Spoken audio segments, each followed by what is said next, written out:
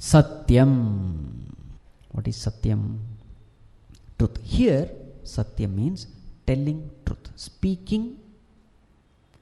So here it is more of Vachika, at the speech level. At the speech level, we must always speak the truth. But normally what do? Speaking truth is a little difficult, isn't it? Now we have to again analyze what happens when we don't speak truth. Number one, suppose you are dishonest. So to Mr. A you told something, Mr. B you told something else, Mrs. C you told something else. Now if you are not speaking the truth, you have an extra burden. What is that extra burden? Of remembering what you have told whom. It's a big burden. Yes or no? Otherwise you are going to mess up your life. You are going to be beaten by all the ABCs. But if you are telling the truth, then you don't have to even remember. This is the first great benefit of speaking truth. The second one, when you are speaking truth, your personality integration remains intact. People who don't speak truth, they disintegrate. They have a disintegrated personality. Inside they are something, outside they are something else. Telling lies means what?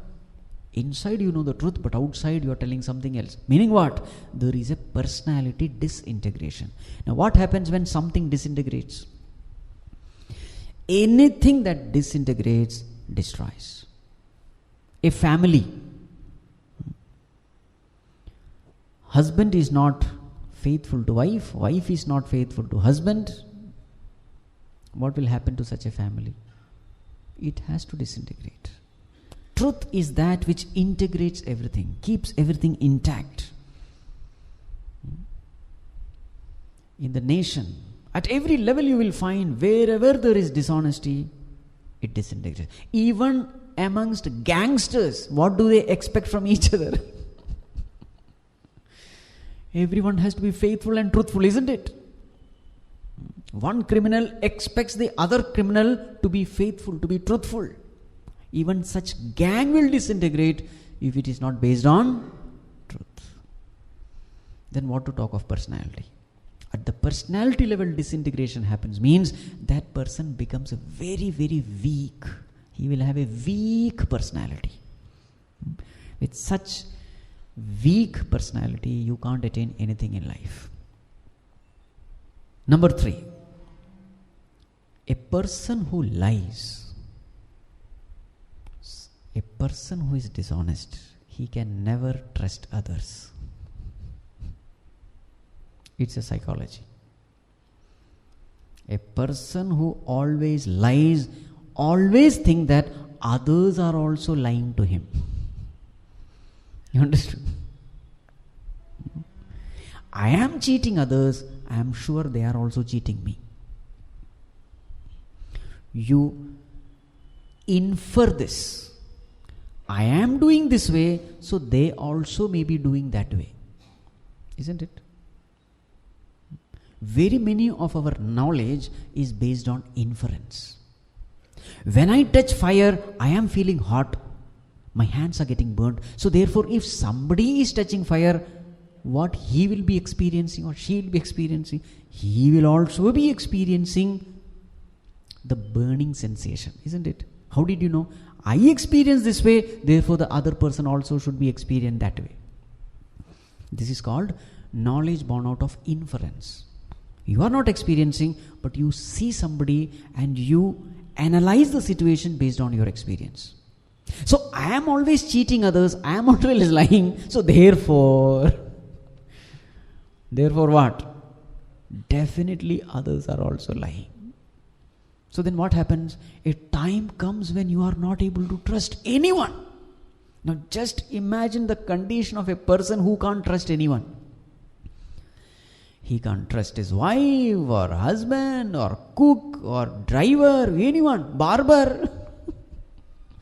You are giving your head and that person is standing with a knife, what will be his condition?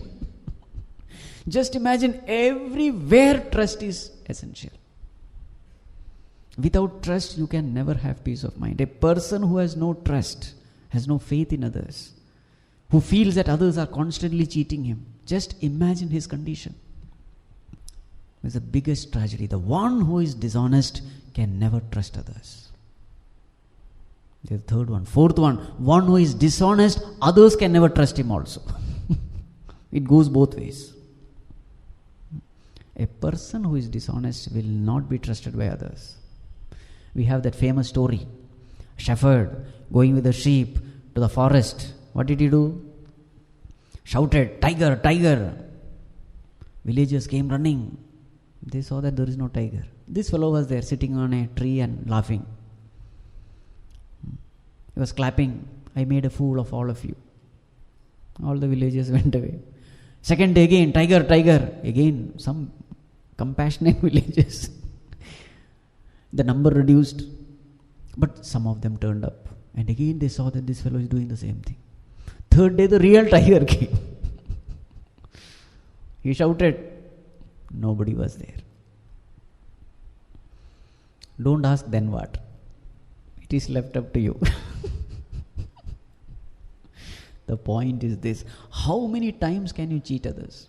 The first time, they will trust you. The second time, they might trust you. The third time, they very clearly know, if this fellow is saying, don't believe. So not only that I can't trust others, others also cannot trust in me. So who is the loser? I am the loser. A person who is not trustworthy. Nobody wants themselves to associate with them. Even at the very worldly this thing also. A company is advertising its product, saying that we have this thing, this particular product has such and such and such features. Big advertisement is given. Some people purchase it and they find that this product has nothing. The features which they had mentioned, it is not there in the product. What happens to that product? Definitely that company is going to run in loss. Even at the very worldly level itself, if you are not, that credibility is very important. Satyam. Another major disadvantage of being dishonest is, at the psychological level, we are training the mind in the wrong way. So when I am dishonest, when I am telling lies, what am I doing? I am training my mind to cheat. And remember, this mind is something which will always remain with me. And it is this mind which is projecting this world in front of me. I am seeing the world through this mind. Now, how I have trained this mind? To cheat, to be dishonest, isn't it? So what kind of world will this mind project in front of me? Negative mind will project a negative world. To give an example, you know this disease called color blindness. A colorblind person cannot see a particular color. Very many times this person doesn't know that he is colorblind. There is a very famous scientist who came to know that he is colorblind only at the age of 60. I think it is John Dalton or someone. A very famous scientist. He came to know that he is colorblind only at the age of some 60 or something. Your eyes are there and those eyes are showing a color, but actually that color doesn't exist. You are able to understand? You trust your eyes, but actually the eyes are cheating you. In the same way, you trust your mind, but actually your mind is cheating. What kind of mind? A mind which is trained in dishonesty. So you see the world colored by this mind. So naturally you are seeing things which are not there. And therefore your decision will be absolutely wrong. Wrong decisions, wrong actions, and finish. So who is the sufferer? We ourselves. Very many times we don't realize what we are doing when we are dishonest. I am digging a graveyard for myself. What do you call it? Grave, what do you call it? And of course, at the spiritual level, what to talk of? The ultimate reality is called as ultimate truth, Satyam. So if you want to experience the ultimate truth, you can experience it only with a crystal clear, pure mind. If the mind is colored, the truth also will be colored. And what is this truth? It is me, myself. It is me, myself, which is Satchit Anand. I am not able to experience infinite bliss, which is my own nature. Who is preventing it? My own mind. See that? Why are we struggling so much to realize this truth? Who is the obstacle? Our own mind. Who has created that mind? We ourselves. Let us not blame anyone. Consciously or unconsciously, we have created a devil in ourselves, and that devil is preventing me from experiencing my own infinite immortal nature. Mana eva manushyanam karanam bandha mokshayoho. Atmaiva hyatmanasya Atmaiva hyatmano bandhuhu Atmaiva ripuratmanaha. Your own mind is your worst enemy. Your own mind is your best friend also. So therefore, how should we speak? We should speak the truth, Satyam. But even when we speak the truth, most important thing is we must speak the truth in such a way that it is sweet. That is also a responsibility. Anudvegakaram vakyam satyam priyam. That also should be there. Very many times we speak the truth, but it is very bitter. So vak tapas is not just speaking the truth. Very many times we say that also. I will just speak the truth. I don't care about others. Wrong.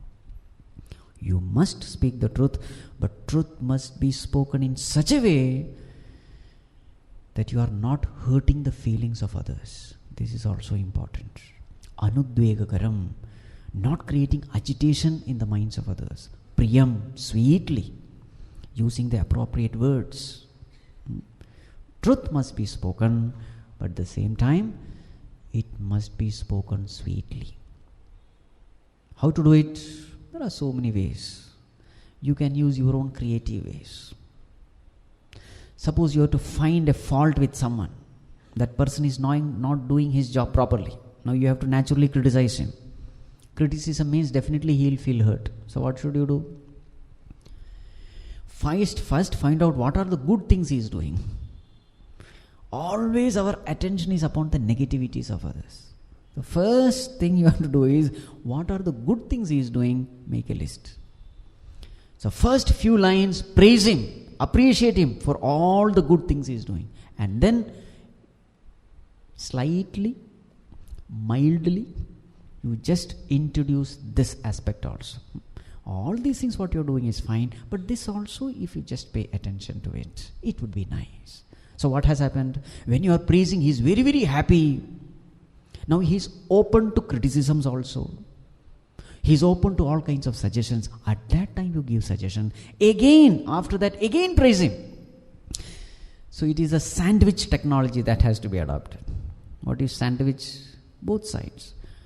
2 words of appreciation, then criticism, again 2 words of appreciation. So then you will find that you have sent the message across, at the same time you have not hurt the feelings of others. So this way there are so many techniques. Again, the choice of word also is important. Remember that story of king and astrologer. Astrologer was called. He said, "O king, in front of your eyes, all your relatives are going to die." King got angry. This astrologer was put behind bars. Another astrologer was called. He saw the same thing, but he put it differently. What did he say? "O king, you have such a long life. You are going to outlive all your relatives." It is the same thing. King was very happy. He gave a lot of gifts and this and that.